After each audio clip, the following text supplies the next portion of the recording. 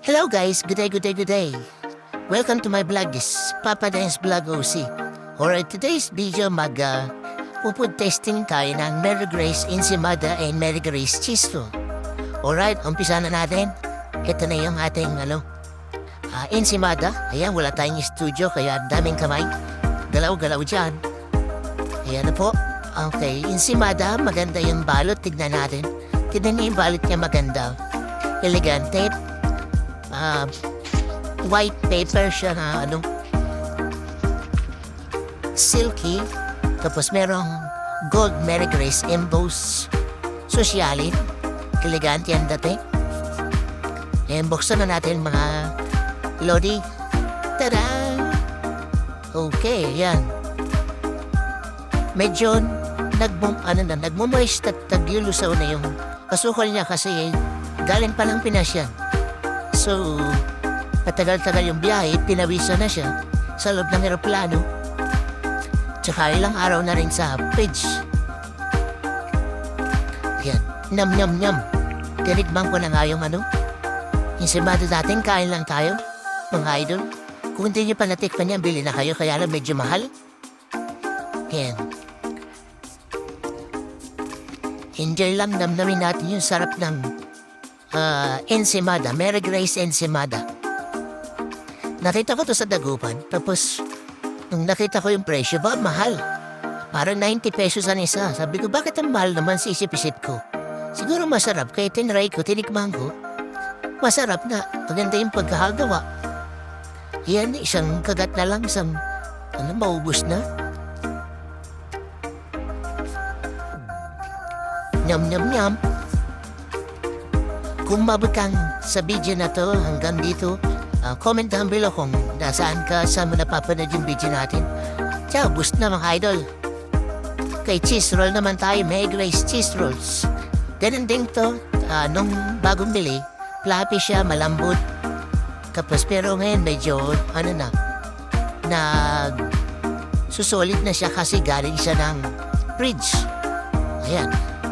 Yan, tikim-tikim, nam-nam-nam. Kain na tayo. Yan, di ko malasahan. Masarap siya nung pag bagong gawa. Siyempre, nagay na sa fridge. Pero pwede nyo namang ilagay sa oven kung gusto nyo. Or microwave. Samahan nyo ng kape. Ayan. So, gabi na pala yan. Gabi na. Inaano ko lang. Tinitikman natin kung maganda sa kape. Masarap siya. Ayan. Sarap. Malinamnam, malasa. Yung kesong ginamit, sabi ng mga ibang nagre-review ng Mary Grace Ensimada at Mary Grace Cheese Roll. Sabi nila keso de vera, pero sa akin, masarap naman. Kahit anong gamitin nila, bahala sila. Sila gumagawa rin eh. Yun. So, ayan. Ilang kagat na lang, ubos na yung ating Mary Grace Cheese Roll. Shoutout sa lahat. Shoutout kay Lester Manlalad ng Dagupan City, SM. Shoutout sa iyo, idol. At shoutout kay Ate Shen sa Nena's Garden, Dagupan. At shoutout din ng JT Massage ng Malasiki. Shoutout sa inyo lahat dyan. All the crew. Magagaling sila. Mababait. At kahit last minute na tayo dumating, tinanggap pa rin tayo. Shoutout sa inyo lahat. JT Massage Malasiki. Alright, ayan, paubos na ang ating Mary Grace Cheese Roll. Okay.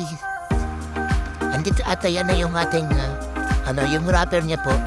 White at merong gold emboss na Mary Grace, yayamanin. Yan, simple lang at elegante. Magandang pangregalo. Siyempre, mahal yan. Mary Grace baka naman. Ayan yung binili natin. Kita niyo naman, bayom-bayob.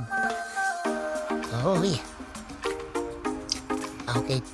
Maraming salamat ulit sa panonood. Papa Dance Vlog OC. Thank you for watching. Yan yung ating sticker. Papa Dance Vlog OC. OC in Australia. Bye-bye.